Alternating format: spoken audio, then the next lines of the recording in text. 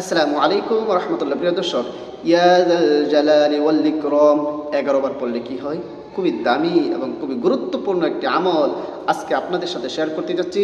ভিডিওটা শেষ পর্যন্ত দেখুন, দেখলেই বুঝতে পারবেন ইয়া যাল জালালি 11 বার পড়ার কি কেরামত, 11 বার পড়ার কি ক্ষমতা, সেটা ভিডিওটা শেষ করলে বুঝতে পারবেন। প্রিয় দর্শক, বিস্তারিতভাবে আমি আপনাদের সাথে আলোচনা করব।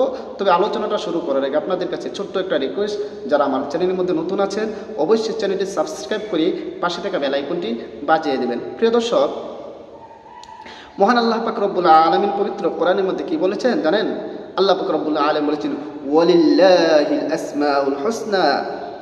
আল্লাহ পাক রব্বুল আলামিন অনেক সুন্দর সুন্দর নাম রয়েছে, অতঃপর তোমরা ওই নাম দ্বারা ডাকো। এরপর আল্লাহ পাক রব্বুল আলামিন অন্য এক আয়াতের মধ্যে বলেছেন উদউনি আস্তাজিব লাকুম। ও আমার বান্দারা, তোমরা আমাকে ডাকো, আমি তোমাদের ডাকে সাড়া দিব। তোমরা আমাকে ডাকো, আমি তোমাদের ডাকে সাড়া দেওয়ার জন্য প্রস্তুত আছি। সুতরাং আমরা যদি সঠিকভাবে সঠিক নিয়মে আল্লাহ পাক রব্বুল আলামিনকে ডাকতে পারি, আল্লাহ পাক রব্বুল আলামিন বলেছেন আমাদের ডাকে সাড়া দেবে। কিন্তু আমরা আল্লাহ পাক রব্বুল আলামিনকে ডাকার মতো ডাকতে পারি না, আল্লাহ পাক রব্বুল আলামিনকে সঠিকভাবে ডাকতে পারি না। আর প্রিয় দর্শক, আজকে এমন একটি আমল শিক্ষা দিব, যে আমলটি যদি আপনি করতে পারেন, করার পর আল্লাহ পাক রব্বুল আলামিনের কাছে যা চাইবেন তাই আল্লাহ পাক রব্বুল আলামিন আপনাকে দিবে।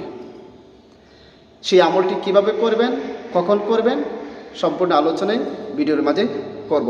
প্রিয় দর্শক, এই আমলটি করার জন্য আপনি সর্বপ্রথম উযু করে নেবেন। যে কোনো সময় আপনি করতে পারেন, ফজরের নামাজের পরে, ইশারের নামাজের পরে, যে কোনো সময় আপনি পড়তে পারেন। তবে উযু করে আপনি আমলটি করার চেষ্টা করবেন। উযু করে আমল করার কথা কেন বলি? বারবার বলে থাকি, উযু করে যদি আমল করেন, সে আমলের পাওয়ার, সে আমলের ক্ষমতা, সে আমলের কার্যকারিতা অনেক বেড়ে যায়। এই যে উযু করে পবিত্র হয়ে এরপর আপনি আমলটি করবেন। মনে করেন আপনি উযু করে নিলেন, পবিত্র হয়ে নিলেন, এরপরে সর্বপ্রথম 3 বার ইস্তিগফার পড়বেন। নিজের গুনার প্রতি লজ্জিত হয়ে আপনি একাগ্র চিত্রে 3 বার ইস্তিগফার পড়বেন। আস্তাগফিরুল্লাহ রাব্বি মিন কুল্লি যামবি ওয়া আতুবু ইলাইহি লা হাওলা ওয়ালা কুওয়াতা ইল্লা বিল্লাহি আলিয়্যিল আযীম। 3 বার ইস্তিগফার পড়ে এরপরে নবীর মুহাব্বত অন্তরে নিয়ে, নবীর ভালোবাসা অন্তরে নিয়ে 3 বার দুরূদ শরীফ পড়বেন। যে কোনো দুরূদ শরীফ পারেন পড়ে নেবেন। আল্লাহুম্মা সাল্লি আলা মুহাম্মাদিন ওয়া আলা আলি মুহাম্মাদ কামা সাল্লাইতা আলা ইব্রাহিম وعلى آل إبراهيم إنك حميد مجيد اللهم بارك على محمد وعلى آل محمد كما باركت على إبراهيم وعلى آل إبراهيم إنك حميد مجيد। এরকম ভাবে 3 বার ইস্তিগফার এবং নবীর মহব্বত নিয়ে 3 বার দুরূদ শরীফ পড়ার পর আপনি পড়বেন أعوذ بالله من الشيطان الرجيم بسم الله الرحمن الرحيم يا ذا الجلال والإكرام يا ذا الجلال والإكرام يا ذا الجلال والإكرام। গনে গনে 11 বার পড়বেন। মাত্র কতবার? 11 বার পড়বেন। 11 বার যখন পড়া শেষ হয়ে যাবে, আবারও শেষে যে কোনো দুরূদ শরীফ পড়েন 3 বার পড়ে নেবেন। সাল্লাল্লাহু আলাইহি ওয়াসাল্লাম, সাল্লাল্লাহু আলাইহি ওয়াসাল্লাম, সাল্লাল্লাহু আলাইহি ওয়াসাল্লাম। আপনার আমল করা শেষ।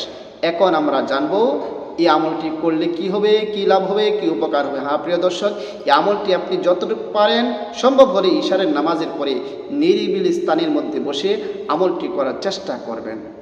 আপনি যখন আমলটি করা শেষ হয়ে যাবে, এরপরে আল্লাহ পাক রব্বুল আলামিনের দরবারে 2টি হাত তুলে দিবেন। আল্লাহর কাছে যা চাইবেন, যা দোয়া করবেন, আল্লাহ পাক রব্বুল আলামিন আপনাকে তাই দেবে। কারণ ইয়া যাল জালালি হচ্ছে একটি ইসমে আযম।